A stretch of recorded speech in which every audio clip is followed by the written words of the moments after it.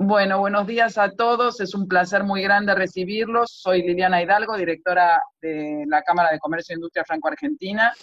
Tengo que dar muchos agradecimientos a Clarita de lo Russo, que es quien nos coordina esta comisión junto con el Estudio Bomchil, con Federico y Alejandro Messinio y Federico Campolietti, que nos ayudan muchísimo desde Bomchil, presidente y tipo secretario, se podría decir, de la Comisión Legal y Fiscal de la Cámara. Desde el 2 de abril empezamos con estos webinars, que estamos muy contentos porque tenemos mucha afluencia de público, los socios lo reciben muy bien, también con los socios, llegamos a los socios de Córdoba y de Mendoza. Realmente estamos muy contentos, llegamos también a Francia, hoy vamos a tener el Café du Commerce con Yves Derricot, que nos va a hablar desde Francia, a las 14 horas acá, 19 en Francia. Así que bueno, sin más, paso la palabra al presidente de la comisión, Alejandro Messineo, socio de Bomchil, y luego él le va a pasar la palabra a Federico, quien presentará a los oradores, a quienes les agradezco muchísimo que estén acá. Así que bueno, muchísimas gracias, Ale, te paso la palabra entonces. Buenos días a todos, muchas gracias por estar, contentos con la gran afluencia que tenemos y eso nos motiva a que desde la comisión vayamos desarrollando varios seminarios. De hecho hemos intensificado las reuniones que solíamos tener una vez por mes y estamos haciendo unas cuantas sesiones durante cada mes y nos motiva el hecho de que está habiendo mucha concurrencia y hay muchos temas que nos están sugiriendo. La realidad, como veníamos recién, antes de comenzar estábamos conversando sobre lo que está pasando, y el derecho en definitiva decíamos que viene a regular luego de que ha acaecido el hecho social, que era un tema que tanto en Francia como en Argentina se estudia en la facultad, y acá evidentemente ha habido un hecho que ha cambiado el mundo, y todo esto tiene que ser regulado, y por eso es que tenemos en las distintas disciplinas tanta diversidad de situaciones, de normas y de problemáticas como se están surgiendo. De nuevo, estamos ávidos de recibir sugerencias, así que vamos a ir organizando los seminarios a medida que podamos y en virtud de las necesidades y los temas candentes que van surgiendo.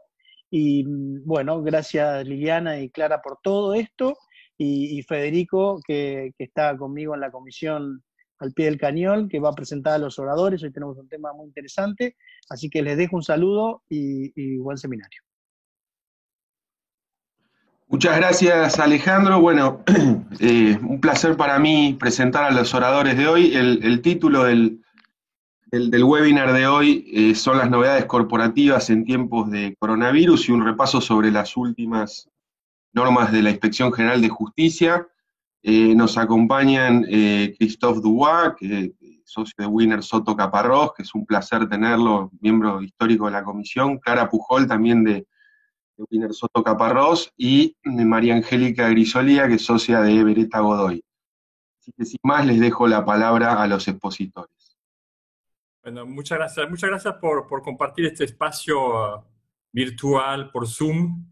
Es un honor para nosotros estar ahí hablando con vosotros de ese tema que es efectivamente el tema de hoy, que es, a ver si comparto pantalla y lo consigo, no sé si lo ven. No. A ver, acá. Que son las novedades corporativas en tiempos de coronavirus.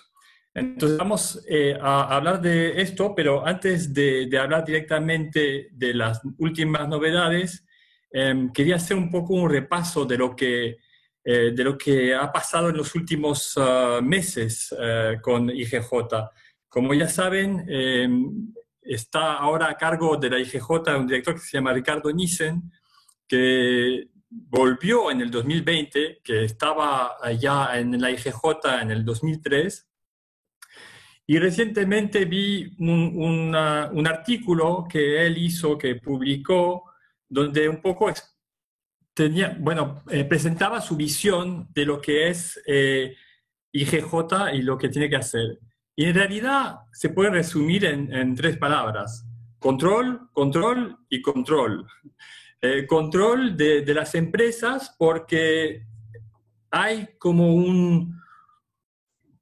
una especie de de control de legalidad que quieren hacer, que es un control de legalidad que se hace a priori, no a posteriori, porque tienen como una presunción, yo lo veo así, lo podemos hablar también, estamos acá para discutirlo, pero lo veo como una presunción de fraude por parte de las empresas en general y que hay que controlar estas empresas porque para que no vayan como trabajando como unas offshore o como para intentar de prescindir de su responsabilidad.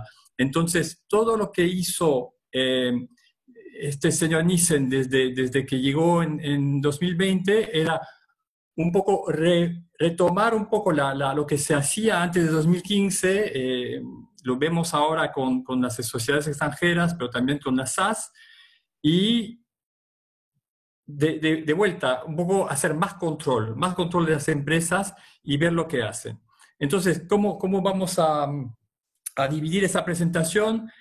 Voy a hablar primero un poco de las sociedades extranjeras, luego María Angélica nos va a dar un poco un toque, un poco ahí está, sí, de progresismo, porque en realidad el COVID nos ha traído un poco de progreso por las nuevas maneras de trabajar, como las reuniones a distancia, y Clara nos va a hablar de las SAS. Y finalmente hablaremos un poco de la problemática en general que tenemos hoy, las novedades corporativas, de cómo nos organizamos de una manera concreta. Entonces, para las sociedades extranjeras, lo que pasa es que hay dos temas. Hay un tema que era un tema antiguo que volvió, que era por parte de las sociedades extranjeras que se inscriben en Argentina, porque como sabéis, hay dos artículos de la Ley General de Sociedades, que son el 118 y el 123, que prevé que las sociedades extranjeras que operan en Argentina tienen que inscribirse en IGJ. Entonces, por el 118, como cuando una empresa extranjera trabaja acá por vía de una sucursal, y el 123, cuando una sociedad extranjera tiene acá participaciones. En los dos casos se tienen que inscribir en IGJ y con la nueva reglamentación, que era en realidad que era la anterior, pero que volvió, tienen que demostrar de vuelta, es lo que decía al principio, ¿no? Demostrar que no son unas offshores. Entonces, ¿cómo se demuestra? Tienen que acreditar que desarrolla una actividad empresarial económicamente significativa. Entonces, ¿cómo demuestro yo, empresa extranjera, que tengo esta actividad empresarial económicamente significativa? Bueno, preparando y presentando en IGJ un certificado donde voy a declarar cuáles son las participaciones que tengo yo como sociedad extranjera en otras sociedades y cuáles son los activos fijos que yo tengo. Es decir, miremos el balance de la empresa y miremos si realmente tiene contenido, ¿no? Tiene algo en los activos. Entonces, a veces lo que pasa, bueno, ese documento se presenta, a veces son unas holdings que puede ser, por ejemplo, una ITV en España o que son unas holdings específicamente creadas para detener acciones, por ejemplo, en Argentina, y que como en sí a lo mejor no son vacías. Entonces, vamos a ir a buscar la empresa la empresa que está encima de la holding y ver hasta, en un momento dado, ver si encontramos una empresa que tiene esta actividad empresarial económicamente significativa. Bueno, lo que pasa es que podemos tener, y lo tenemos de hecho ahora, porque con esa nueva reglamentación tenemos que depositar nuevamente información y ahora volveremos a hablar de esto, pero ¿qué pasa, por ejemplo, si tenemos una empresa extranjera cuyas participaciones están en manos de personas físicas y que son, por ejemplo, youtubers o influencers, donde en realidad el activo es completamente inmaterial? Entonces, en estos casos, bueno, hay que hablar con IGJ y ver cómo se soluciona demostrando que realmente hay una actividad, ¿no? Hay algunos otros casos, como sociedades de operaciones de bolsa, que bueno, ya están reguladas, pero bueno, hay casos donde esta regulación no existe y hay que ver cómo la podemos solucionar. Luego, una vez que esa empresa está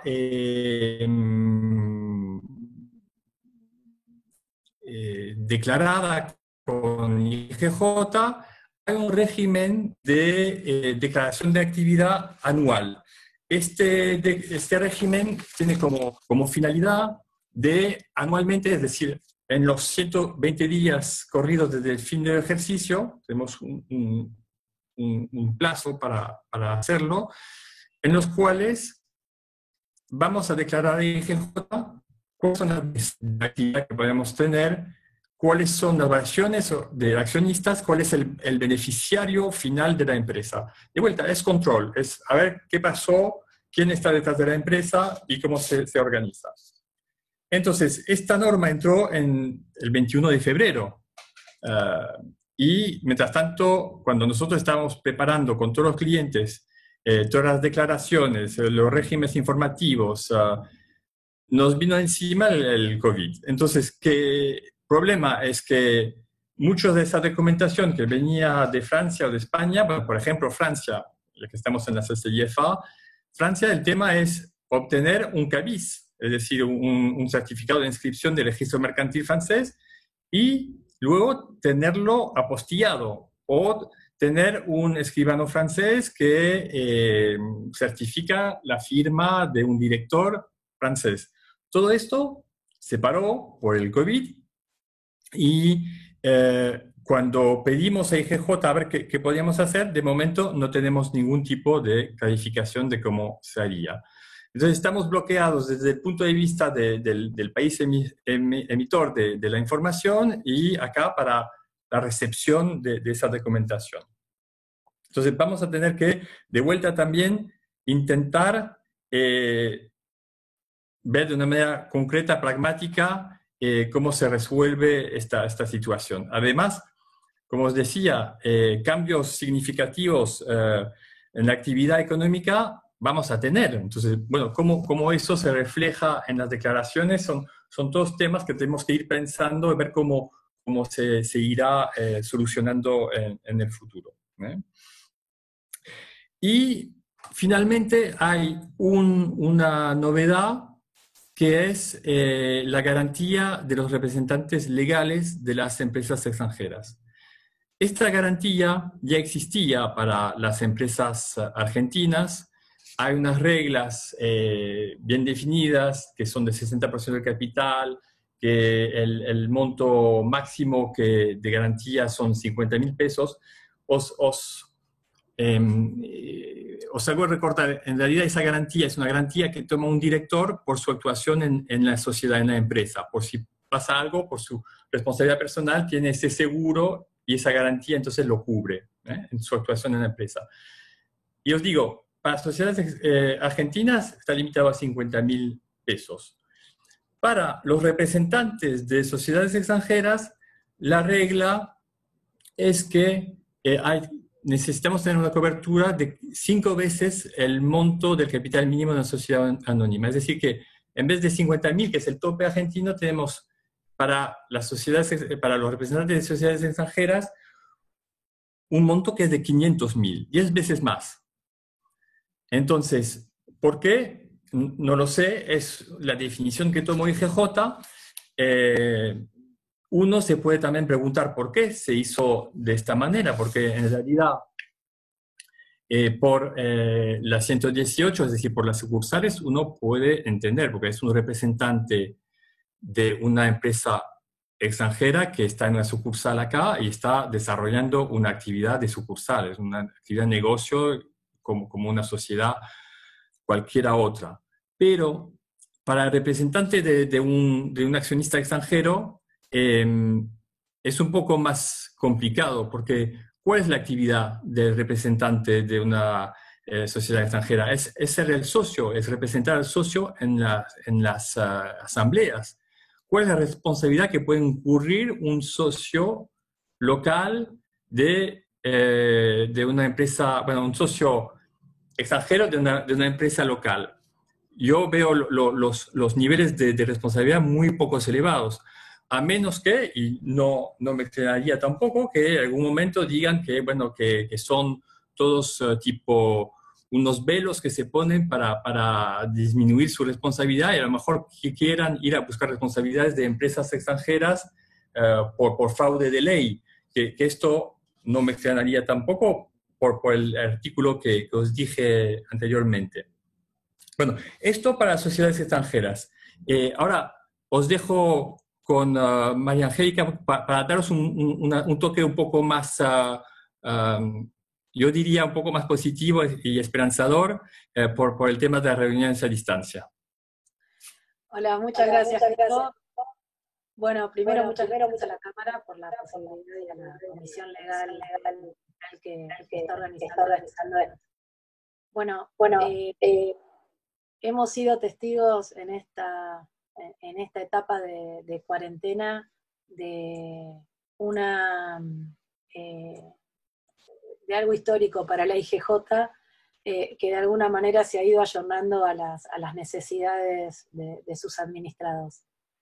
Quienes hace tiempo están trabajando en la práctica corporativa, habrán hecho algún intento por inscribir las reuniones a distancia, al menos de los directores, y nos hemos chocado siempre con la negativa de la inspección, alegando que se permitía la participación a distancia por videocalls o conferencias telefónicas, pero siempre y cuando estuviera el quórum presente en la sede social, lo cual terminaba no siendo una solución, porque necesitabas igualmente el quórum, era una forma que, bueno, quien no se necesitaba el quórum pudiera participar. Quien había dado un paso adelante en esto fue la Comisión Nacional de Valores, para las empresas cotizantes y sujetas a su fiscalización, permitiendo un régimen un poco más flexible para lo que era reuniones a distancia y demás. Como consecuencia, bueno, del COVID y de las necesidades que tienen las compañías, que justamente coincidió en algunos casos con renovación de autoridades y con presentación de estados contables en la mayoría de las sociedades, NICEN ha ayornado la regulación y ha permitido a través de la resolución 11 de IGJ el desarrollo de reuniones de directorio y asamblea a distancia. Siempre había una contradicción entre lo que teníamos en el Código Civil y Comercial, que de alguna forma se podía interpretar, que permitía que los órganos de administración tuvieran la posibilidad de reunirse a distancia, pero cuando intentabas, vía modificación de estatuto, generar esas situaciones, obviamente el IGJ lo denegaba. Hay algunas sociedades de la época anterior a NICEN que lo que tenían era el permiso de instrucción de voto escrito, y que en algunas asambleas, sobre todo en algunas SRL, se estaba permitiendo y estaba teniendo efectos jurídicos, pero no, bueno, a distancia. Resolución 11 permite en forma transitoria, mientras dure la cuarentena por el aislamiento social preventivo y obligatorio, que se realicen tanto los directorios como las asambleas a distancia. Pone como requisitos que sean desarrollados a través de plataformas que permitan el resguardo en voz y video, que sea un sistema que permita el archivo de esas actuaciones, que de alguna forma queden identificados quiénes son los participantes y que quede muy claro establecido que se está llevando el quórum, y que obviamente al momento de la convocatoria a quienes van a participar se les notifique en forma clara y precisa cuál es el medio utilizado, cuál es el método de acceso y cuál es la forma en que se va a desarrollar esa asamblea. Desde que se implementó la resolución 11, se han desarrollado en varias compañías, tanto directorios como asambleas. Fundamentalmente se están haciendo a través de Zoom, a través de Blue Jeans algunas, muy pocas he visto por Teams, pero el sentido fundamental es que quede el resguardo en video, que de acuerdo a la normativa lo debería resguardar el presidente en la sociedad por un término de 5 años, la norma establece que la condición de esto, o la razón de esto, es para que cualquier accionista pueda solicitar la revisión de ese acto societario. La resolución nada hablaba en relación con la identificación de quienes asisten. Cuando nosotros hacemos una asamblea en forma presencial, se procede al depósito previo de las acciones, se identifica en el momento de la asamblea o de la reunión la personería y la identidad de la persona. Nosotros lo que hemos implementado en las reuniones que hemos hecho en el estudio es que en un determinado momento de la reunión, al principio o al final, cada uno de los participantes acredita su identidad y demuestra y queda grabado en la grabación de la reunión el DNI o el poder por el que está acreditado para participar y acreditar su facultad para esa reunión. Lo que hacemos es que se muestre ante la cámara tipo así, anverso y reverso del documento, para que no quede dudas que quien se está presentando es la persona que tiene tanto las facultades como la personería para poderse presentar. Hay un tema que no está del todo resuelto, de la transcripción, si es una transcripción literal o es una transcripción, digamos, circunstanciada de los hechos de la asamblea. Eso no está especificado en la norma, se habla simplemente de transcripción. Quienes hemos participado en las primeras reuniones a distancia, en algunas seguramente ha habido algún problema técnico que hemos sido resueltos sobre la marcha, ¿no? O sea, o solicitando, aguardando unos momentos hasta que se hace la reconexión. En algunos casos he visto que por el chat, cuando no se escuchaba con voz, se especificaba por escrito el voto. Hasta la semana pasada era un gran misterio y quedaba un poco a la creatividad jurídica de cada abogado ir resolviendo online, digamos, cual director de una película, cómo iba desarrollando estos imprevistos. Sorprendentemente, quienes han visto la última resolución que después nos va a ilustrar Clara sobre la SAS, la semana pasada salió una resolución que aprueba un estatuto modelo para la SAS, y dentro de esa regulación establece la IGJ un procedimiento, hasta ahora solo aplicable a SAS, de qué hacer si se corta la comunicación o si hay algún problemita técnico. Esto no ha sido todavía ampliado para los otros tipos de sociedades, pero bueno, es algo que tendremos que tener en cuenta, y que tal vez al presentar las modificaciones a los estatutos para hacer esto aplicable cuando termine la cuarentena, que tenemos que tener en cuenta. Y es sustancialmente interesante, porque lo que la norma ahí establece es que ante cualquier desperfecto, se debería, o sea, si no se hace la reconexión inmediata, habría que hacer un cuarto intermedio y esperar 30 minutos para que todo el mundo se vuelva a conectar. Si al volverse a conectar no están todos conectados, habría que hacer un cuarto intermedio al día siguiente. Con lo cual, la interpretación de qué es esa conexión o cómo subsanar esa comunicación, seguramente va a ser tenido que analizar y tener en cuenta en forma previa cómo manejarnos, porque ante la necesidad de una asamblea, que se sobreentiende además que si la estamos haciendo a distancia y demás, es por un tema de urgencia o por un tema de vencimientos, vamos a tener que tener en cuenta, por ahora para la SAS, y más adelante, si esto se expande, que es posible que ante un defecto de conexión tengamos que posponer a cuarto intermedio el día siguiente la finalización del acto asambleario. Estos son puntos que creo que en el día a día los vamos a ir acomodando. De alguna forma, creo que IGJ ha reconocido las especificaciones del código que permiten, a mi entender, las reuniones a distancia. Y creo que a todos nos ha llevado un poco a una paradoja, ¿no? Que en épocas de COVID, de no relacionarnos y de esta especie de virtualidad de los actos jurídicos, nunca hemos hecho de forma tan prolija un directorio o una asamblea, ¿no? O sea, estábamos muy acostumbrados a que el acta de alguna forma era lo que quedaba especificado de las tomas de decisiones, pero el proceso de decisión no lo llevábamos como una verdadera reunión de directorio o una verdadera asamblea. En las asambleas es más fácil, en las asambleas unánimes es un poco más flexible, pero esto nos ha, creo, puesto en un doble aspecto, ¿no?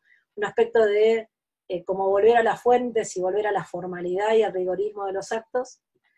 Por otro lado, ha despertado tal vez dotes actorales en más de un director, síndico y demás que no sabía que los tenía y que ha tenido que ayornarse a hablar en cámara y a gestos, cuidar sus maneras y demás, a no tentarse, que ha sido la parte cómica de toda esta implementación de reuniones a distancia, a quienes no somos, o sea, quienes no son abogados, a veces les resulta hasta con un dejo de ridiculez toda la formalidad y pomposidad que tiene un acta de directorio,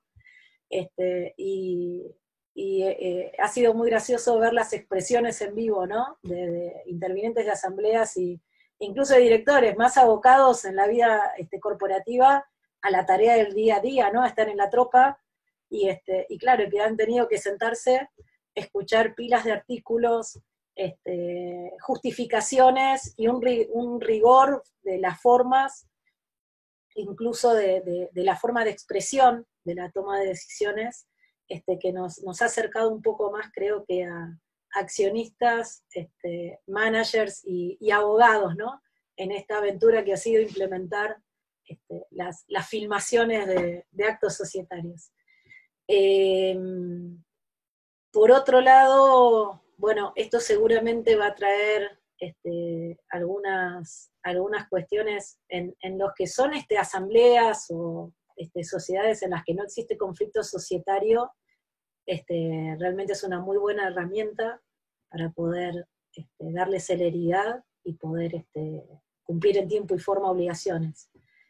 Ha sido fundamental esto, sobre todo para el reemplazo de autoridades de muchas de las compañías que habían vencido sus mandatos en abril. Ha habido temas con los bancos, porque las entidades financieras toman el criterio de que la validez del mandato no es por ejercicio económico, sino que es por la fecha de la asamblea que presentaron. Entonces tenían algunas asambleas que a lo mejor se habían efectuado antes del vencimiento del plazo que imponen las normas, y para las entidades financieras estaban considerando que la sociedad no tenía el mandato. Así que bueno, ha sido una buena herramienta para este tipo de situaciones. Faltan algunas cosas en relación con esto. Realmente una asamblea virtual en temas muy conflictivos es algo en lo que nos va a faltar a todos un poco de ejercicio. El rol del síndico resulta ser sumamente importante en esta nueva modalidad, en la que en tiempo y forma el síndico también tiene una participación y tiene la obligación de estar de alguna manera revisando que todos los requisitos de formalidad de estos se estén cumpliendo para que el acta tenga validez. Seguramente en el transcurso del tiempo nos vamos a ir dando cuenta de más de un tema que habrá que revisar, pero celebro la posibilidad que ha dado IGJ con esta regulación de resolver un tema que muchos veníamos planteando hace tiempo. Seguramente va a haber alguna otra resolución en los próximos días que limite un poco este derecho así concedido de entrada al estilo de lo que se ha hecho con las SAS, pero creo que es algo que todas las compañías, aprovechando sus asambleas, deberían incorporar como una posibilidad, aunque no se utilice, pero que esté en el estatuto, no para otra pandemia que espero que no la tengamos, pero sí para casos de emergencia en los cuales, la verdad, teniendo al tanto tecnología y demás, sería muy, muy tonto no poderlo utilizar. Hay otro tema no menor que establece la ley de sociedades, que es el tema de la firma del acta y de la firma de los presentes, que obviamente se podrá en un futuro pensar en un mix, y que esto, bueno, como había dicho Alejandro, con las reuniones que está armando la Comisión Legal, hay una programada, creo, para la semana que viene sobre firma digital, y es algo que creo que posiblemente se pueda ir avanzando en la incorporación o en el mix entre los temas de los sistemas de grabación de audio y video y de firma digital, para digitalizar realmente los actos jurídicos. Ahí sé que también hay algún que otro proyecto del Colegio de Escribanos sobre cómo certificar este tipo de actos, qué plataformas utilizar, cómo identificar, sobre todo espacio, ¿no? Con el tema de la plataforma Zoom, vieron que algunos pueden cambiar el fondo, por ejemplo, entonces no habría, en algún caso muy importante, de certificar realmente dónde estaba la persona, o cuál es el acto que se quiera certificar, en dónde estaba, porque puedes cambiarte el fondo. Entonces son varios aspectos que creo que como primera solución para poder enfrentar el problema que teníamos y la imposibilidad de tomar decisiones y de hacerlas efectivas, es un gran avance el tema de las resoluciones a distancia. Ahí Christophe se nos fue a San Francisco, por ejemplo. Pero bueno, creo que eso es un poco lo que falta, ¿no? Que también lo vamos a ir viendo en el ejercicio del día a día, de cómo instrumentarlas y de cómo ir desarrollando estas reuniones virtuales. Y les repito, para mí la paradoja ha sido un poco de que en lo virtual hemos encontrado más formalidad que en la vida real. Y bueno, le cedo la palabra a Clara para que nos ilustre sobre las lindas SAS. Bueno, hola a todos, buenos días. Las SAS, en mi opinión, fueron las grandes estrellas estrelladas durante este año en lo que es la ciudad de Buenos Aires, dado que cada jurisdicción después tiene sus propias regulaciones. Pero en la ciudad de Buenos Aires la IGJ tuvo muchísima actividad en lo que va del año con respecto a las SAS.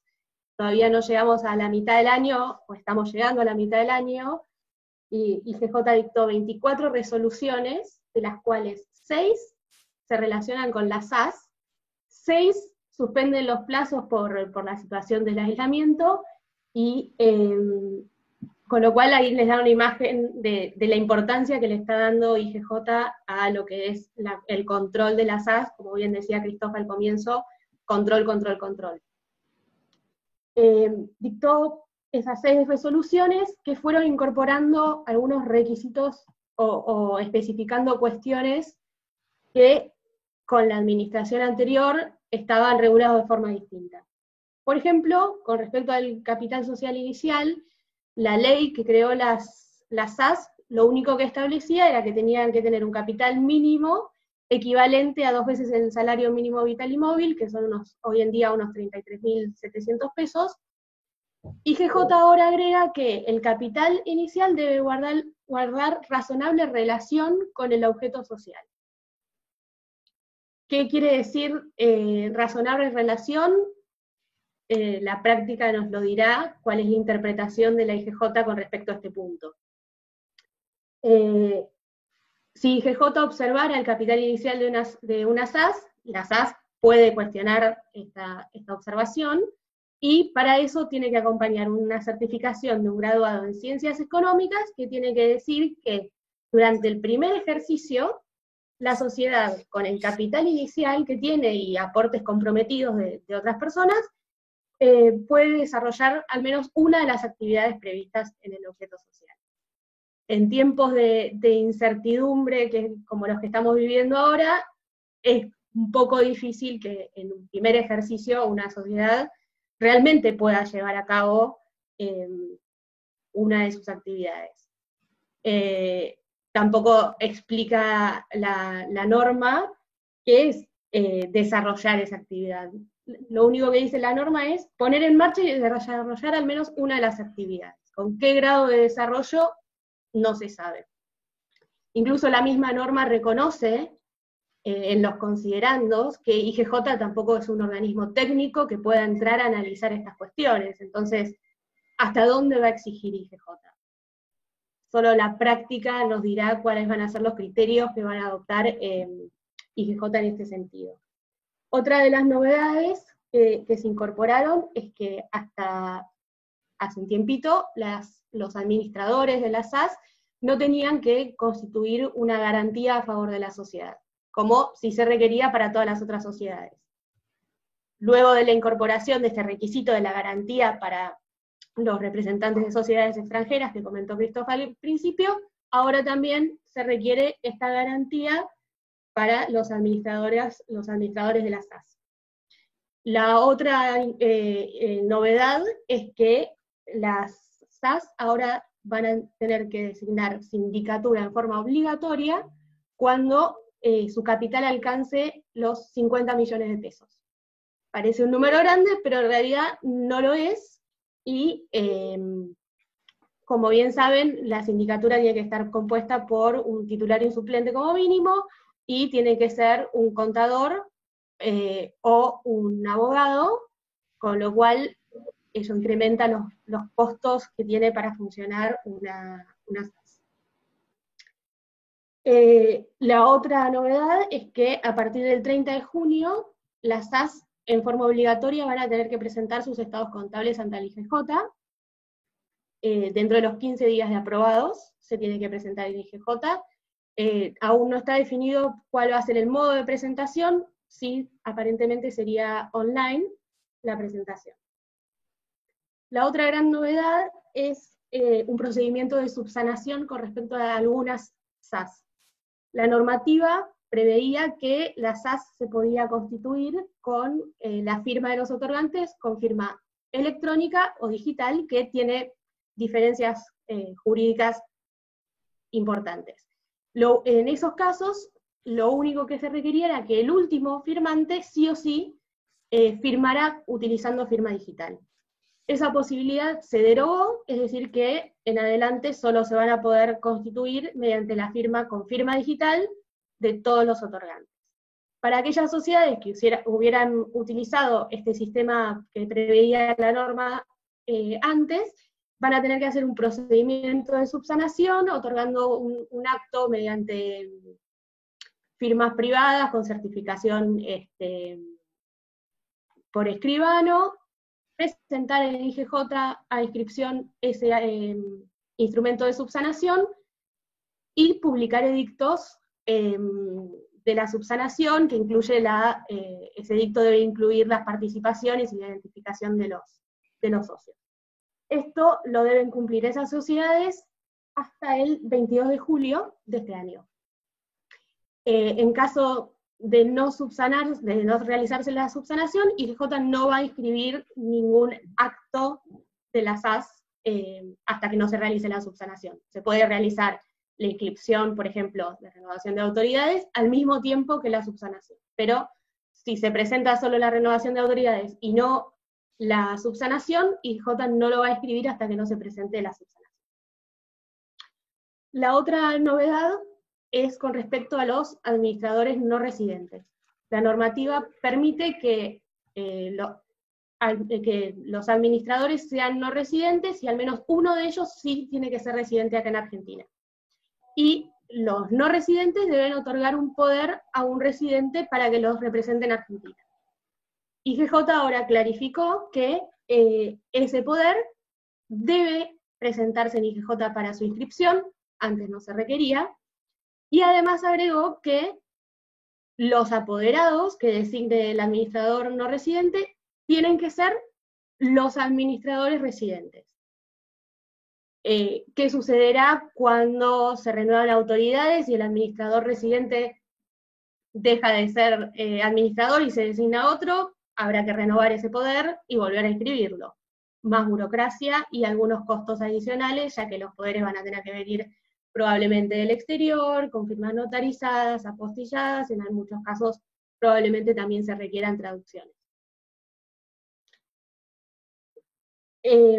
Con respecto al control, que nos anticipaba Cristóbal al comienzo, IGJ dictó una norma por medio de la cual va a requerir informaciones a todos los registros de la propiedad inmueble del país, para que estos registros le envíen a IGJ la información de cualquier acto en el que intervenga una SAS.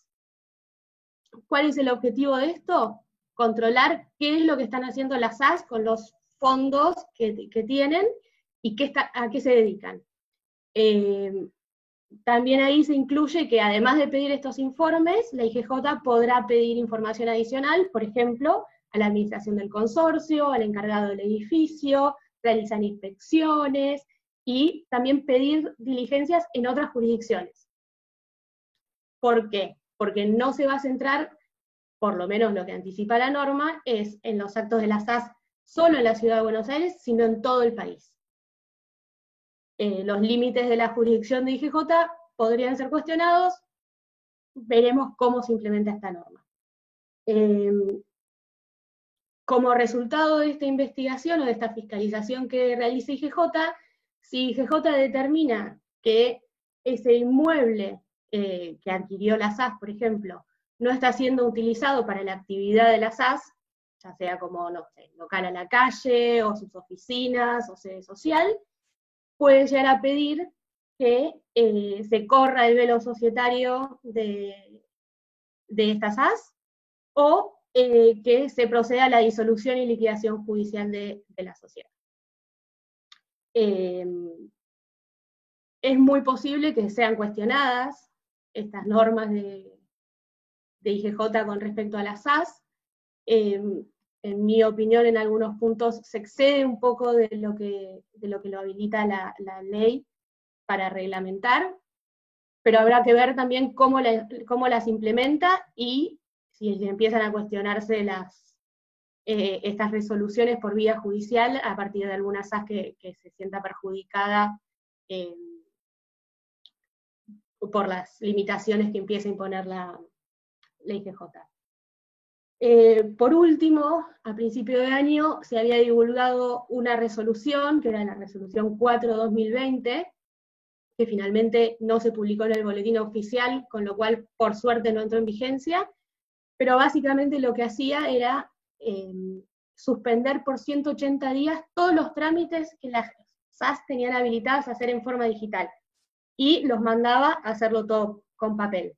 Esta norma se habría dictado en febrero, con lo cual poco tiempo después hubiera quedado muy anacrónica con la realidad que tuvimos con el aislamiento y el COVID, porque de tener una situación 100% digital, que era fantástico, nos pasaban a papel. De hecho, si mal no recuerdo, el 17 y 18 de marzo IGJ directamente dejó de atender al público, con lo cual las SAS hubieran quedado paralizadas, al igual que todas las otras sociedades.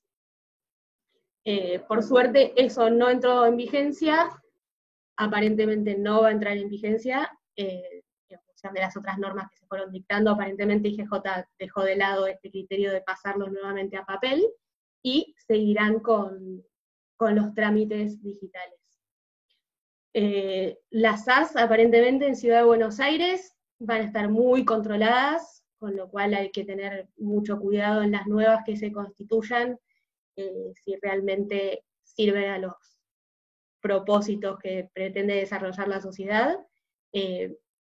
Las SAS parece que son malas palabras en Ciudad de Buenos Aires, si no, habrá que verificar si se puede utilizar alguna otra jurisdicción, con lo cual aparentemente la IGJ está fomentando el forum shopping para la constitución de SAS, y tratando de desincentivar su uso en la ciudad, dándole un marco de presunción, no sé si de fraude o cuál es la presunción, pero hay que tener mucho cuidado con la utilización de este tipo social en adelante en la Ciudad de Buenos Aires. Creo que ya estamos para pasar al último punto.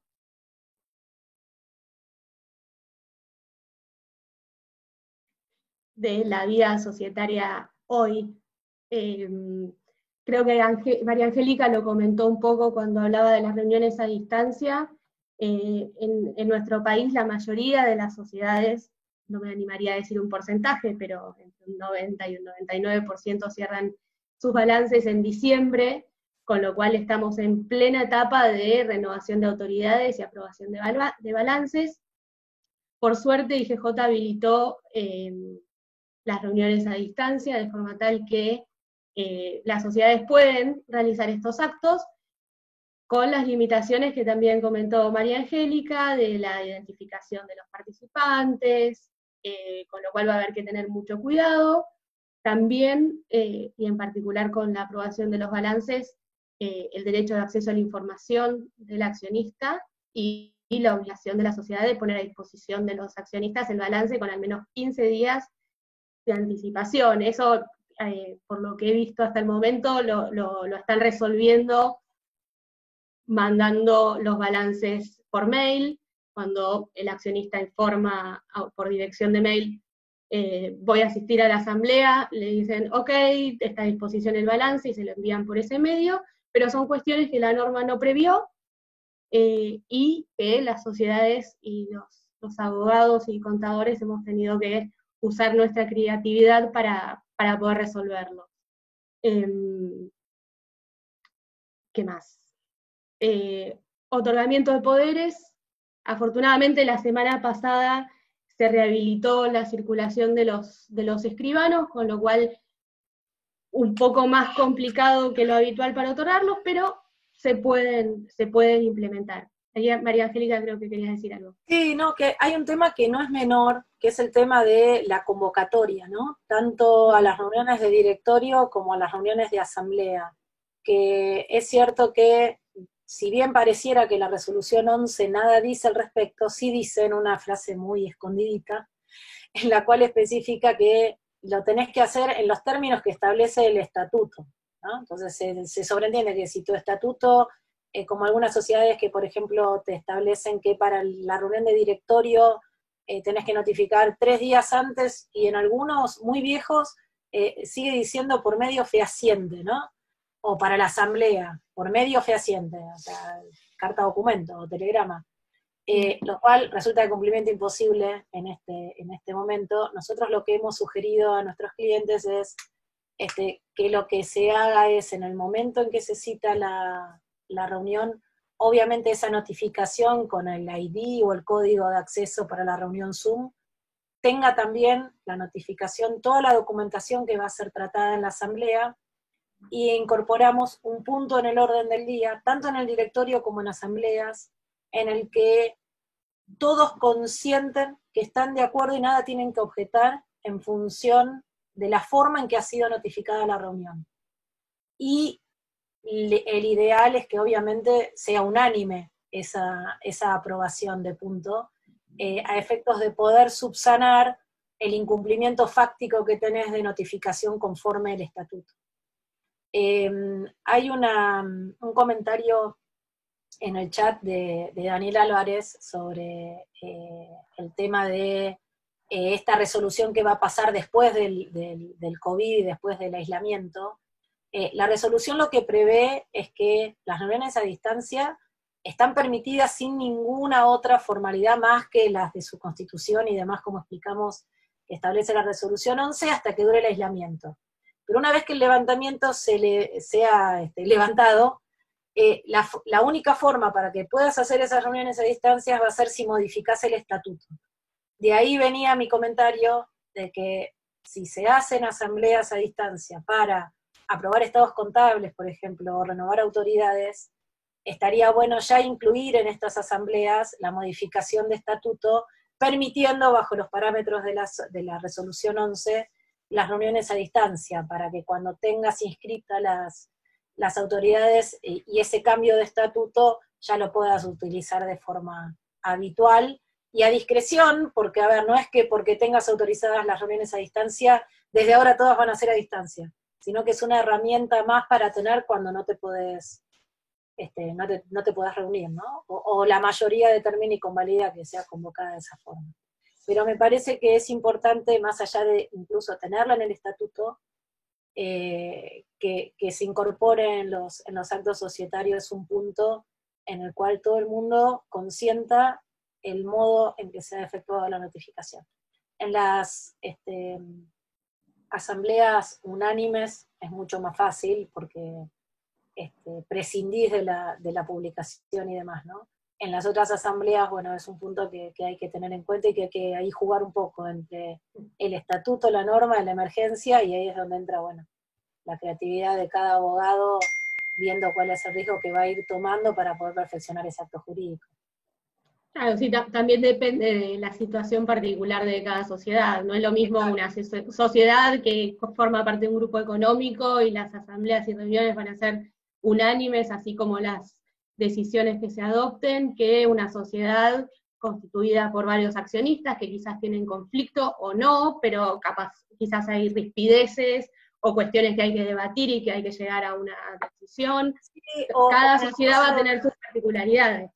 Sí, y claro, también me parece que en el caso de lo que son asociaciones, cámaras, fundaciones y demás, en el cual son muchos socios los que opinan y tienen voz y voto, de hecho en algunos casos,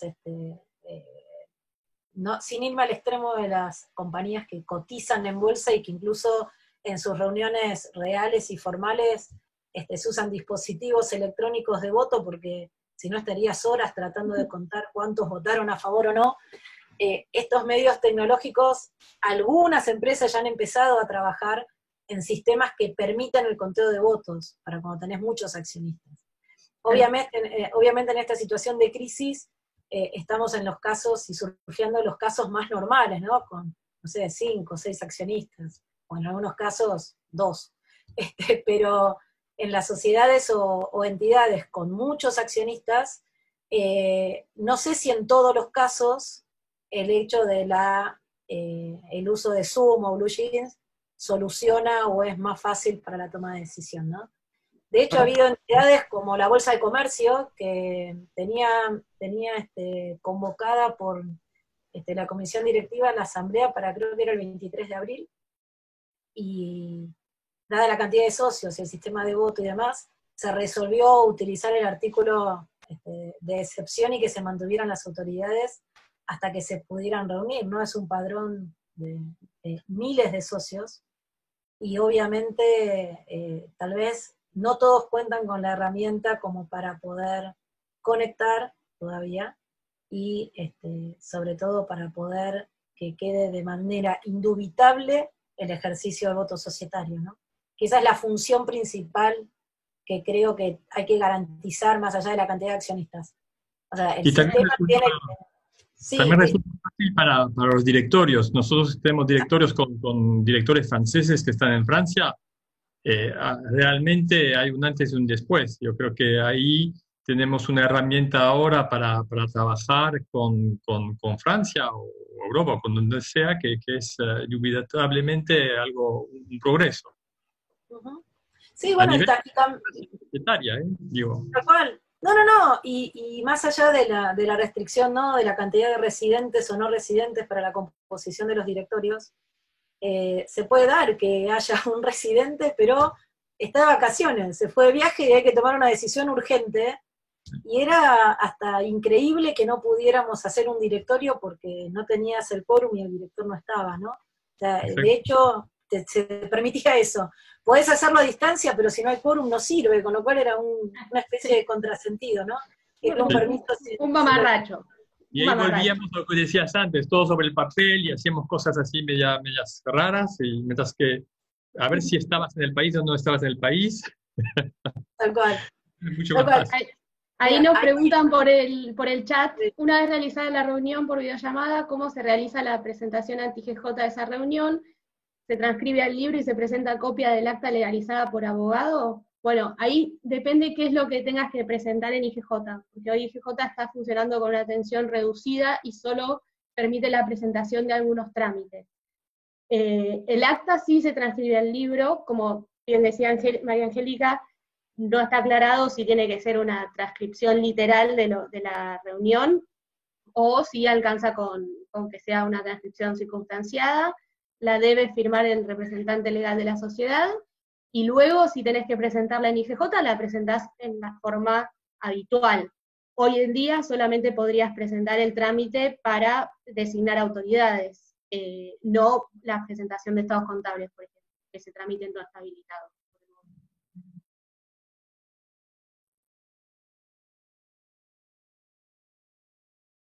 Sí. María Angélica, ¿estás? Se quedó. Se congeló. Cortó. A mí se me cortó también de golpe. Pero ahora ya volví. Okay. Bueno, ya volverá. Puedo Bueno. aprovechar para hacer una preguntita, Clara, no sé si, bueno, capaz que es de Angélica la pregunta. Cuando decían el tema de las asociaciones, bueno, esto de la asamblea que se puede hacer a distancia, la convocatoria, si es distinta, son 15 días antes para hacerlo por virtual, pero si el estatuto, por ejemplo, dice 10 días, entiendo que puede ser con 10 días también, pero bueno, eso es un tema que es un detallecito muy, muy tonto. Ahora, yo he participado en asamblea de Marian, por ejemplo, que es a la organización que pertenezco, y en la asamblea se convocó a un horario, como se hacía siempre de manera presencial, y se esperó media hora para comenzar. ¿Eso es una obligación o al hacerlo virtual se puede obviar esa media hora? No, a ver, probablemente en ese caso hayan convocado en primera y segunda, por ejemplo, a las 11 en primer llamado y a las 11:30 en el segundo, y capaz es habitual, y cuando se hacían las reuniones presenciales era habitual que directamente esperaran para el segundo llamado, y por eso utilizaron el mismo criterio en la reunión virtual. Eso ya depende de cada caso, de cada asociación, de cada sociedad, qué era lo habitual antes y qué necesitan hacer ahora. Quizás no tenían en el primer llamado el quórum necesario y por eso esperaron al segundo llamado, que posiblemente se realizara con los que estuvieran presentes y no tuvieran que llegar a un quórum determinado. Claro, nosotros en la Cámara nunca pusimos los 2 llamados, pusimos el primero nada más, pero siempre esperábamos, decían, bueno, legalmente hay que esperar media hora, y esperábamos media hora, y eso daba la posibilidad a la gente que fuera llegando, ¿no? Entonces, no sabía ahora que vamos a tener que hacer la asamblea virtual, no sabía bien qué era lo mejor. Pero bueno, si la gente es puntual, que es lo que suele suceder en los webinars, es un poco plomazo estar media hora ahí, salvo que uno por ahí se puede preparar algo para presentarle a los socios mientras tanto, porque si no es como que queda medio esa media hora es muy largo para esperar. Sí, pero bueno, si era algo que habitualmente hacían antes de esta situación, tiene algún sentido que lo sigan cumpliendo hoy en día, para mantener los usos y costumbres, digamos. Pero por ahí se podría, distinto de antes, avisarlo en la convocatoria, porque a mí me pasaba cuando era presencial que los socios llegaban apurados y me decían, ¡ay, llegué! Y yo le decía, no te preocupes, empieza a las 7, suponete que los habíamos citado 6:30. Y me decían, ¡ay! Como diciendo, ¡qué plomo! Vine corriendo y al final. Entonces, acá convendría decir, bueno, va el primer llamado tal y el segundo llamado, como para que la gente, si se quiere conectar directamente en el segundo, se conecte. Sí, el que avisa no traiciona, aplica también en este caso. Mientras no haya alguna previsión en el estatuto o alguna norma que los rija, que establezca que sí o sí hay que esperar esa media hora, si lo avisan, creo que está bien. Ok, y si entendí bien, nosotros haríamos ahora la asamblea de manera virtual, porque bueno, las circunstancias lo obligan, pero si quisiéramos hacerlo en un futuro para aprovechar que alguna persona esté lejos, de manera presencial y virtual al mismo tiempo, ¿se podría llegar a hacer si modificamos los estatutos? Correcto, hay que modificar los estatutos siguiendo los lineamientos de la resolución 11, que tiene una primera parte que aplica a las sociedades y la segunda parte establece los requisitos para las asociaciones civiles. Siguiendo esos lineamientos, se reforma el estatuto, se inscribe y ya se puede utilizar a futuro. ¿Y se podría hacer totalmente virtual en algún momento que lo requiera la necesidad? ¿O también se podría hacer mitad, o sea, se podría hacer presencial y que se transmita vía streaming o algo de eso por si alguien está afuera? No, de hecho, hoy por hoy, vos ya podías hacer, si lo tenías permitido en el estatuto, mixto. O sea, podías tener parte parte en la sede social, Ok. y parte afuera. El tema era que en la sede social tenías que tener el quórum. Entonces muchas veces lo que hacías para poder tener el quórum presencial era convocar a algún director titular. Por ejemplo, en una sociedad de 3, que no tenías los 3 directores, sino que tenías uno, hacías que se presentara el director suplente para que se formara quórum presencial y tenías al otro director online, ¿no? Lo cual era medio ridículo, para que el otro participe, porque en definitiva el quórum te lo está dando el presente, ¿no? Con el suplente. Claro, Pero está bien. esa es como una manera de poderlo subsanar. Pero no hay nada que prohíba, al menos Clara, Christoph, yo no encontré nada en la normativa que te prohíba un régimen mixto, ¿no? No. Que puedas hacer la asamblea presencial y algunos se conectan en forma virtual, no hay nada que lo prohíba. Sería un contrasentido que lo hicieran. No tendría Muchas mucho gracias. sentido de que o se hace 100% a distancia o nos reunimos todos. No tiene sentido. Sí, Muchas gracias.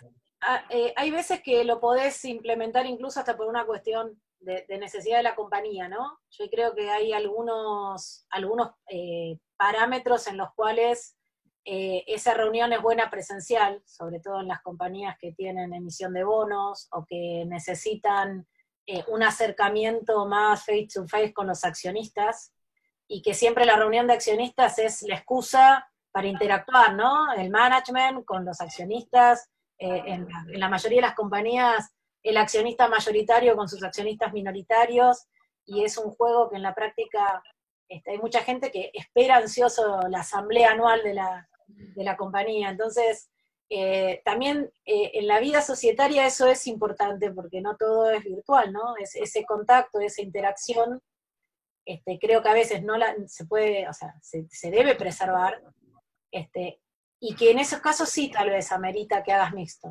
O sea, porque el que está acá puede ir, y el que está de vacaciones o está en otro país, pero tiene un interés real en la compañía, puede estar viendo lo que sucede, ¿no? No solo como espectador, sino también con ese derecho a poder votar. Participar. Ahí siguen sí. en el chat siguiendo la pregunta anterior, con respecto a que se tiene que transcribir el acta al libro y la tiene que firmar el director, pero el director está aislado, con lo cual se les dificulta la firma. Bueno, ahí habría que evaluar bien cuáles son las situaciones concretas, si tienen acceso al libro o no. Habría que evaluar 2 alternativas: enviarle el libro al director con un Globo, Rappi, taxi, Uber o de cualquier forma para que lo firme y lo devuelva, y habría que evaluar cuidadosamente la posibilidad de un acta volante. Pero eso habría que evaluarlo con mayor cuidado, porque como dice que va a ser para renovación de autoridades y aprobación de balances, habría que verlo un poco mejor. Sí, ahí va a depender un poco de la urgencia y de cuál es la formalidad que necesites de presentación de la constancia de ese acto societario. En algunos de los bancos, lo que se ha hecho el mes pasado, cuando se vencían autoridades, era con el Word de transcripción o de resumen del acta, con la firma del presidente escaneada o así digital, o sea, firmado y mandado la foto. Los bancos tomaban esa acta sin que estuviera pasada al libro. Hace un mes no tenías tampoco lugares para copiador, ¿no? Y muchas veces es un engorro copiar manuscrita el acta, que se podría, igualmente. O sea, estamos todos muy habituados al copiador porque ahorra tiempo y queda más prolijo. Sí, pero a mano se puede hacer perfectamente. Claro, salvo quienes tienen la bendición de tener una caligrafía majestuosa, que quedan preciosas las actas, en mi opinión, manuscritas, con tinta, pero digamos, no hay nada que prohíba que el acta sea escrita, así que en un caso de emergencia también, quien pueda tener el acceso al libro y la transcriba a mano y la firme tiene la misma validez que el acta copiador. Ahora, yo les repito, en las entidades financieras que hemos tenido que presentar de urgencia actas, de hecho, al no haber copiador, no se pasaron a libros, se envió una copia de Word con la firma del presidente, que imprimió desde su domicilio ese texto, puso la firma y desde su mail corporativo la envió al banco para cumplir con el requisito, bajo condición de que cuando se levante la cuarentena y pueda transcribir a libros, va a presentar el acta formal transcripta. Claro. Pero entiendo que también en algunos casos, como abogados, cuando haces con dictamen y podés presentar como testimonio del acta, sería lo mismo para la presentación de IGJ. De hecho, yo he hecho trámites en los cuales no tenés la copia y haces testimonio del acta y la firmás como abogado y estás dando fe que ese es el texto. Y IGJ entiendo que si en épocas normales lo admite, lo va a admitir en época de emergencia. Después hay otro tema que no tocamos, que es el tema de los trámites urgentes. Obviamente están permitidos en IGJ para las compañías que tienen en su objeto actividad esencial. Hay un tecnicismo, que en realidad si mi compañía está en actividad porque es proveedora o colaboradora o asesora de una compañía que haga actividad esencial, yo entiendo que habría margen para forzar un poco la excepcionalidad y poder presentar los trámites. Como siempre va a depender de la voluntad del inspector que nos reciba, y lo que sí implementó la IGJ es que más allá de que tiene un horario, hay que solicitar en forma previa y vía internet el turno para ir a llevar los trámites, no es que caes y vas y lo presentas. Los turnos se están dando bastante lejos, con lo cual la urgencia es relativa, eso tal vez IGJ podría mejorar un poco, darle más agilidad a este tipo de trámites, y el contrasentido, ¿no? De que lo habilito, estoy en pandemia, no te dejo reunir, pero tengo que ir a llevar papelitos. Que eso es un poco todavía en lo que tal vez se podría mejorar y permitir todo vía online, ¿no? O vía email, de última, ante la emergencia, enviar un email al inspector o a una casilla general y que, bueno, Bueno, en otras jurisdicciones, de hecho, se habilitaron los emails. Tal cual. Es para increíble que no estén habilitados, ¿no? Sobre todo en casos de emergencia. Y el tema, lo que implementó fue la firma para los trámites más rápidos, para evitar certificaciones y demás. Los abogados utilizamos los dictámenes precalificados. Ese dictamen, por norma de IGJ, tiene que tener la legalización del Colegio Público de Abogados de Capital Federal. Obviamente el Colegio Público de Abogados de Capital Federal estaba cerrado, con lo cual tampoco podías hacer un trámite precalificado. La IGJ permitió y se hizo como una especie de acuerdo de firma digital. Entonces, para el que tenga que hacer algún trámite de emergencia, hay una posibilidad de hacerlo, el trámite precalificado y certificado a través de firma digital con el Colegio de Abogados. Pero es un engorro más. Hay que tener todos los permisos para poder tener la firma digital en el Colegio de Abogados. Pero por lo menos vamos en camino de lograr, ¿no? Algunas alternativas.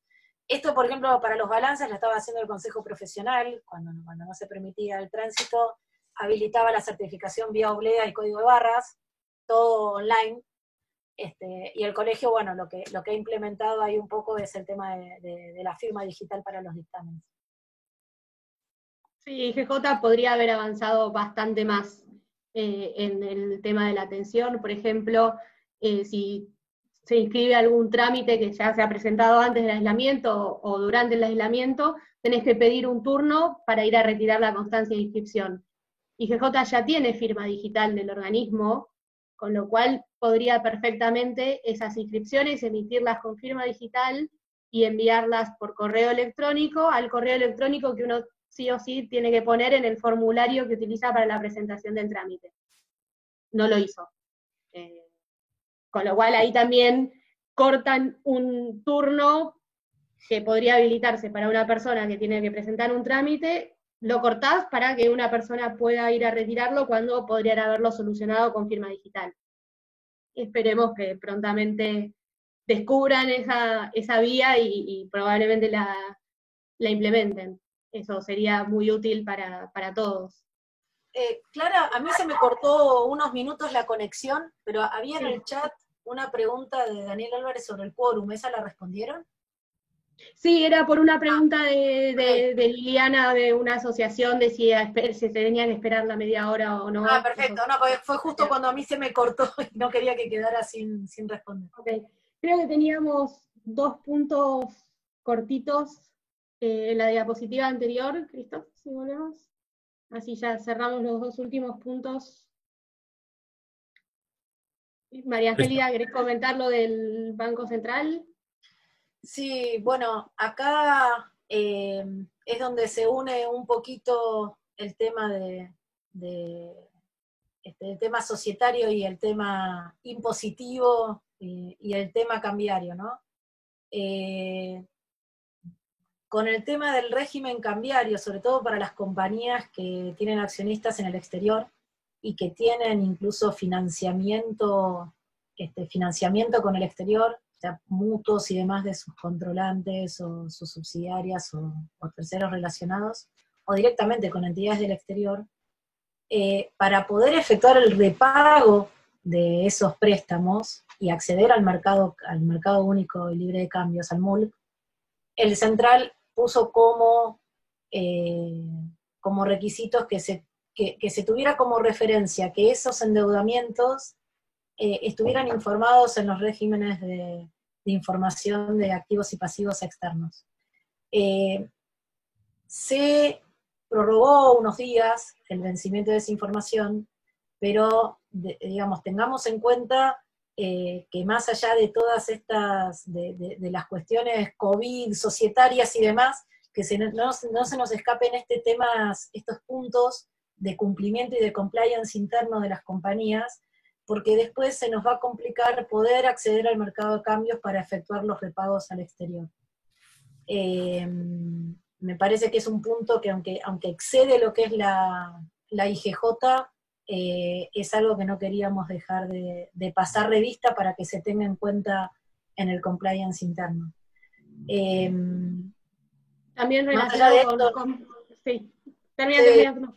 No, esto lo habíamos armado antes de las normas de estos últimos días también, con lo cual acá lo que hay que agregar también desde un punto de vista cambiario y demás, es que aquellas compañías que accedieron a los préstamos de tasa cero o de tasa al 24% que se otorgaron como emergencia por COVID, el Banco Central sacó una regulación de imposibilidad de acceder al mercado de cambios hasta que esté culminada la financiación y el repago de esos créditos, que es otro tema importante a tener en cuenta, sobre todo para aquellas sociedades que en este momento estaban definiendo sus utilidades y dividendos y su estrategia para giro al exterior, a pesar que sabemos que desde el año pasado está este pseudo encaje, ¿no? Este juego entre el 30 y el 70 de lo que efectivamente, de 100 que entraron solamente puedo sacar 30 para afuera. Pero si no lo hice por el mercado de cambios, y en el caso de deudas, si esas deudas no las tengo informadas en el relevamiento de pasivos y activos externos, también me van a impedir poder hacer los giros al exterior y no es menor. También relacionado... Alguien ahí preguntaba si se aplicaba la ayuda de sueldos, de la ayuda para la transitoria para las empresas. La norma no habla de la ayuda de los sueldos. A mi entender, la norma del Central solamente está referida a lo que es créditos, o sea, los que fueron tasa cero y a los créditos esos a tasa 24. Lo que sí, bueno, en las noticias, y creo que salió publicado a última hora en Boletín Oficial, que las empresas que accedan para el mes de mayo a la ayuda para el pago de los sueldos, no van a poder hacer distribución de dividendos por 12 meses. Esa noticia salió ayer, y además de no poder hacer distribución de utilidades, también la norma dice que de alguna forma hay un poder de policía un poquito mayor del Estado en relación con números, finanzas y manejo de la sociedad. Así que son puntos a tener en cuenta. Los que ya tenían otorgado el beneficio, que lo percibieron el mes pasado, entendería que hay un criterio que se debe seguir respetando, que es el de retroactividad de la norma, con lo cual estas condiciones no estaban para aquellas compañías que utilizaron el beneficio en abril.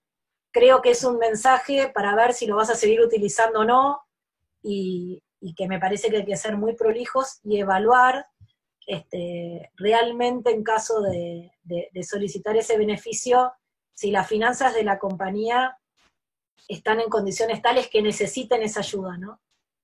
Porque creo que es un poco a lo que está apuntando el Estado. No es que el Estado ayuda, sino ayuda a quien realmente está ahorcado y lo necesita, ¿no? No como beneficio general. Más allá de que en la primera fase lo aplicó a todos los que reunían determinados requisitos, sacó una matriz y dijo, bueno, estos se aplican, ¿no?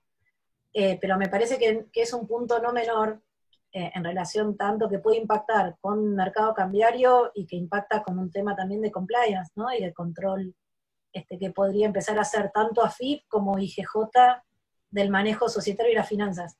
El decreto dice algo así muy como sutil, pero como que se va a poder revisar la situación financiera y patrimonial de la compañía, con lo cual esas son frases que no, que hasta que no lo ejercen no sabes cuál es el alcance real que tiene. Ahí por la carita de Christopher creo que tiene, de Christoph creo que tiene algo que decir. No, el control, volvemos a lo mismo desde el principio, ¿no? Van a buscar todos los medios para controlar las empresas y eso se ve por todas lo subliminal, digamos.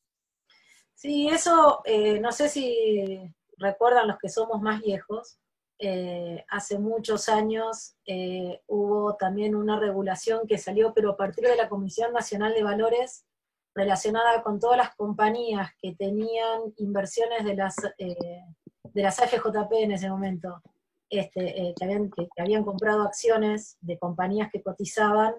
De alguna forma la CNV tenía la facultad de poder incorporar un director en el directorio, obligatoriamente por parte del Estado. El caso más famoso en su momento que tomó relevancia fue el caso de Techin. Esto parecería no con inversión por la oferta pública o porque tengo parte del patrimonio, sino como te ayudé, intervengo y reviso, ¿no?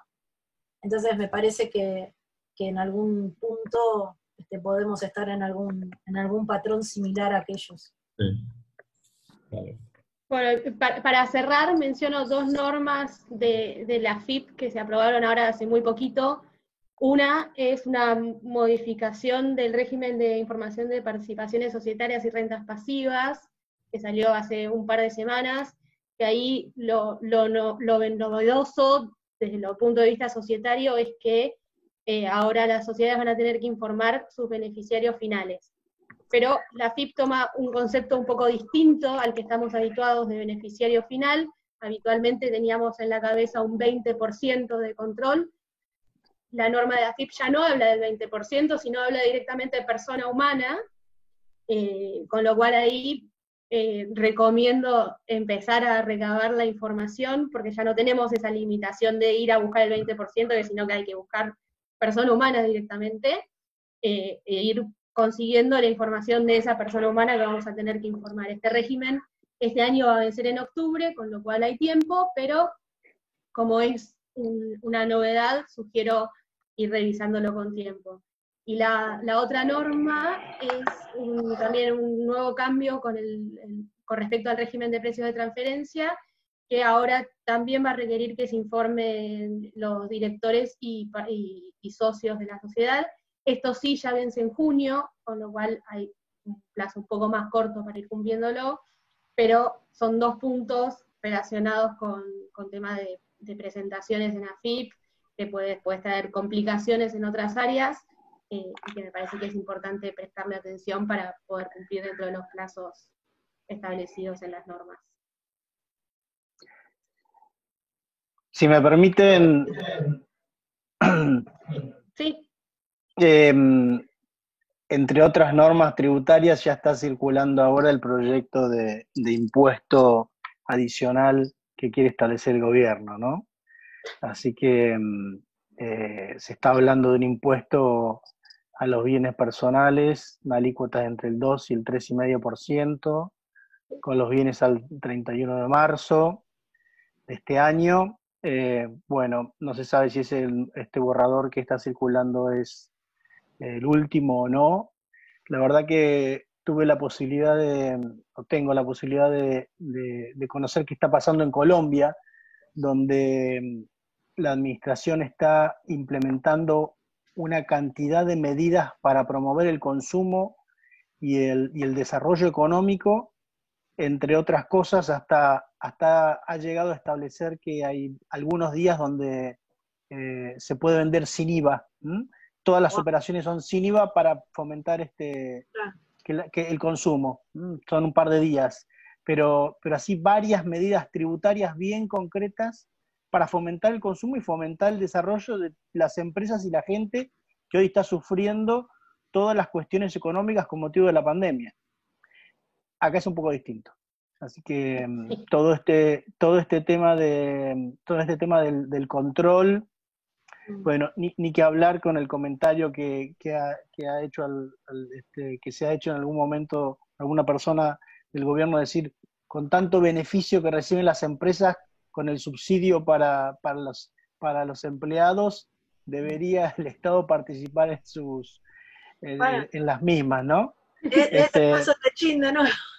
Claro, entonces, a ver, la verdad es que nuestra realidad está volviendo a ser lo que era hace un poco más de 4 años, en muchos aspectos se está poniendo áspero en ese sentido, todas estas medidas de control y de no fomento, ¿no? En contraposición como las de Colombia que les acabo de mencionar, bueno, avisoran un futuro donde hay que estar muy alerta porque inclusive el hecho de que algunos beneficios que se han dado después hay toda una cuestión de información, ahora va a haber todo un entrecruzamiento de información y tal, y un control que no se sabía al momento en que se otorgaban esos beneficios. Exacto. Entonces, la verdad que sí, no es muy auspicioso desde el punto de vista empresarial. Así que hay que estar muy asesorado y muy atento a lo que está pasando. Sí, y hay un avance, Alejandro, más allá de esta cuestión de intervenir y de tener la información de las compañías también en el área personal, ¿no? Que excede un poco, pero que nos va a impactar como a las compañías como empleadores, y el hecho de retomar después de esta cuarentena de a poco, que la gente empiece a circular para ir al trabajo, la obligatoriedad, entre comillas, de esta aplicación Cuidar, ¿no? Que sí. así como para las empresas te doy un beneficio y te dejo que te ayudo o te devuelvo algo para que pagues los sueldos, te voy a auditar, a las personas te dejo salir, pero si registrás con este chip, a dónde vas, con quién vas, qué haces, cuándo lo haces, qué comprás, qué no comprás, ¿no? Creo que estamos yendo a un escenario en el que tenemos que estar alertas como personas y como empresas, ¿no? Y sobre todo nosotros que desde el lugar que nos toca como abogados. como abogados y esta comisión, ¿no? Apuntalar Sí. un poco para ver dónde está el derecho a la privacidad, el derecho a ejercer libremente una actividad lícita, ¿no? Los derechos básicos que nos identifican con Francia, ¿no? Fundamentalmente. Bueno, el gran hermano llegó, definitivamente. Desde todos lados, desde lo personal hasta lo empresarial, nos están controlando por todos lados. Bueno, siempre está la Constitución para acordarnos que como abogados cuando hay que establecerlo, y por supuesto que nadie quiere llegar a un pleito con todas estas medidas, pero muchas veces es necesario y donde haya que poner un coto hay que hacerlo, ¿no? Así que hay que estar muy atento. Por ahora hay que estar muy atento. Exacto. Bueno, no sé si hay alguna pregunta en particular. En el chat había una, me parece. Okay. Algo de unas importaciones. La de Mónica García sobre los dividendos. Si solo aplica dividendos, dice, o si tengo una deuda con mi casa matriz en el exterior, anterior me dejarían pagar la deuda por importación. Bueno, en principio no, en principio la deuda la vas a poder pagar. Lo que pasa que ahí ya es un tema que excede el corporativo, es un tema, me parece, que pasa por normas penal cambiaria y por normas del Banco Central, porque las últimas normas que hubo en estas semanas implementaron, o sea, es como que tenés normas entrecruzadas. por ejemplo, más allá de haber informado en el régimen de pasivos externos o internos y demás, dependiendo cuál es la transacción que te origina el acceso al mercado de cambios, si habías hecho alguna operación con títulos valores en bolsa, ya sea de contado con liquidación directo o inverso, podrías tener restricción para acceder al mercado de cambios y poder hacer el giro al exterior, dependiendo de cuál sea el rubro. Pero es un tema que es más cambiario que societario, hay que ir más a las normas del Banco Central. Vamos a hacer una presentación sobre precios de transferencia, así que ya vamos a poder evacuar esas dudas. Sobre el tema cambiario, sí, vamos a hacer. Sí, vamos a hacer. Cambiario. Sí. Muy Así bien. que bueno, les agradezco mucho a los tres y al equipo de la Cámara que lo organizó. La verdad que estuvo súper completo, de mucho interés, un tema muy actual, y esto no va a terminar acá, así que seguiremos el tema muy de cerca. Eso recién empieza. Exactamente, Christoph, exactamente. Claro.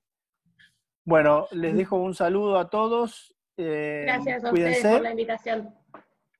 Y seguiremos desde acá haciendo nuestra mejor labor desde la comisión, para todos ustedes. Gracias, Alejandro. Gracias a María Angélica. Un beso grande para todos.